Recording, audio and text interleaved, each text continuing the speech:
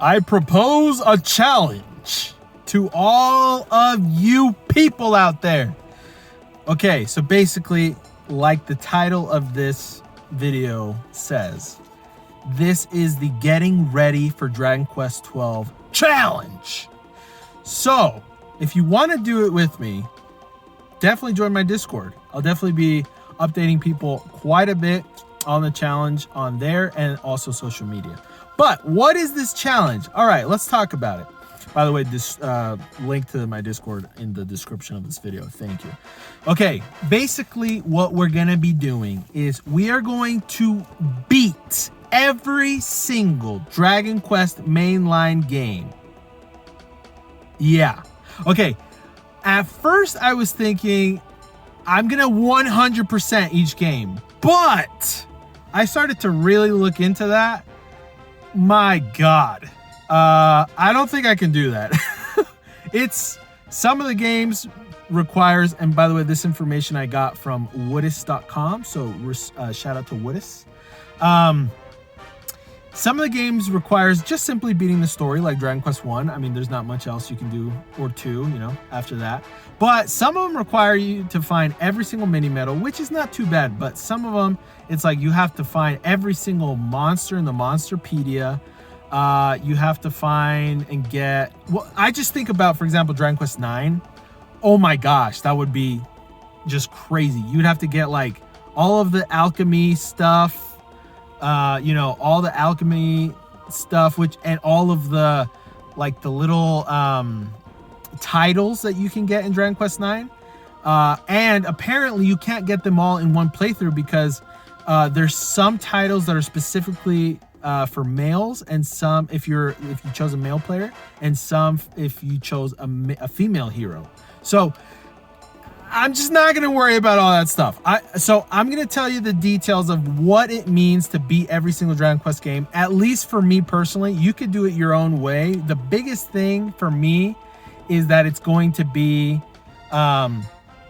it's not 100%, but I would say it's close for each game. So anyways, I'm going to tell you which version of each game I'm going to play, and then what my goals are to complete it. So, let's go. So let's do Dragon Quest 1. I will be playing Dragon Quest 1 on mobile. So just to get it out of the way, I'll be playing Dragon Quest 1 through 6 on mobile, only because I already have those games bought on mobile.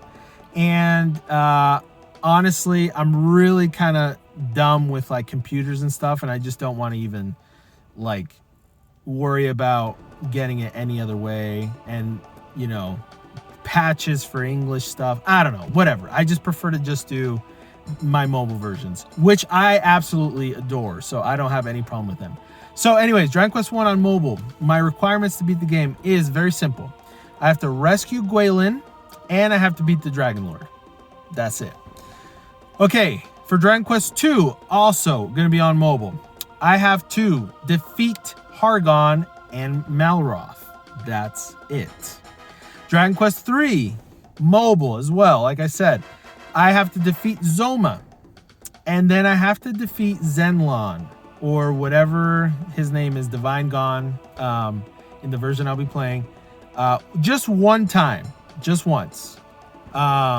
This was another game that I looked into. Potentially, if I was going to do a 100% run, I was going to do the Game Boy Color version, because that one you can actually get to the Ice Cave, which is a specific to that version, and getting it would also require you to collect every single medal, bronze, silver, and gold. So anyways, it was going to be a nightmare, so I decided not to do that. So again, we're just going to beat the games, and I'm going to beat them in the way that I'm explaining them to you. So Dragon Quest 4. So Dragon Quest 4 again, mobile. I'm going to beat every single chapter from 1 to 6. I'm going to build your town to 100%, and then I'm going to beat the Fungeon, or the last like extra dungeon after you beat the main story, and I'm going to actually defeat Chao, Main, and Fu Young 8 times, because if you beat them 8 times with Sorrow in your party, you actually can unlock his specific equipment, which is the best equipment in the game, but only he can equip. So, but yeah, I'm gonna do that because I've never done that before, and so I'm interested in doing that. Okay, let's move on to Dragon Quest V. Defeat Nimzo, again, mobile. Defeat Nimzo, beat the Fungeon, which is called Estark's Dungeon, and possibly maybe recruit all the monsters. I'm gonna see if I end up actually sticking to that because, again, that is kind of a pretty big situation. Yeah, I don't know. I might do it. I'm gonna see what I end up doing when I'm actually there. I'll obviously be telling you guys, but anyway, so that's it for Dragon Quest V. Dragon Quest VI. Dragon Quest VI, again, mobile. I will defeat Mortimer. I will beat the Fungeon, get the secret ending, which, if you know what that means, you know. It's basically beating the extra last super boss and then getting a secret, ending. And then I actually want to, for DQ6, I want to spend more time with this game because I haven't ever done any of this before. But I want to actually become Master of Slime Kind. So basically recruit all the slimes. I want to actually beat the Monster Arena or Slimeopolis. And then I want to win the Best Dressed contest. So I'm going to be doing those things for Dragon Quest VI. Now, Dragon Quest VII, this is where it gets a little interesting. So it depends on if I can actually access all of the content, because the thing is, because the Nintendo 3DS online has ended, I don't know if I'll have access to acquiring this stuff. But basically, Dragon Quest VII has post-game DLC that you can't actually download until you actually beat the full game, which honestly, I probably won't beat it in this challenge until later in the year. So yeah, or even more. So I doubt I'll have access to that DLC. But again, we will see if I do or not. So my challenge for Dragon Quest VII is going to be, I'm going to be playing it on the 3DS. I'm going to defeat Ogrodemir, which should be obviously the main task. I'm going to complete the Haven, which is kind of like in Dragon Quest IV's Your Town, kind of similar to that. And then I'm going to, again, complete the Monster Meadows, where I basically find all the, get all the secret tablets from the monsters. But again, only if I have access to the DLC, because there's a lot of the monsters I don't have access to unless it's through DLC. So we will see, where I can actually finish, what I can actually finish with Dragon Quest VII. Okay, moving on. Dragon Quest VIII, I will also do it on 3DS. So I am going to defeat Rapthorn, which is obvious. Then I will defeat the Dragovian Lord as many times as I need to get all of the rewards he has available. So I think it's about 8 or 9 times. I could be wrong. I don't remember exactly, and I didn't Google it, so I'm sorry. Definitely correct me if I'm wrong in the comments. I'd appreciate it. And I want to beat Memory's Lane because I have never done that before. So I'm definitely very, I definitely want to do that. So there's that. I am also going to say this is one of the games I did not want to 100% because Stella's stuff on the 3DS version is all baloney. Absolute baloney. So F that quest line. If you don't know what I'm talking about, look it up. It's stupid. It's basically randomized how you can even find her, and it's just ridiculously just stupid. So anyways, I'm not going to do that. I'm just going to do what I just said, up to what I just said. So moving on, Dragon Quest IX, obviously it's just going to be for DS. I have to beat Corvus, which again is obvious. Then what I want to do in this game is I want to beat all of the DLC or the post-game story. I already have access to that because I already have it available on my 3DS or my DS. Well, my DS copy of the game. I already have unlocked the online post-game stuff. So we are good there, even if the internet has shut off.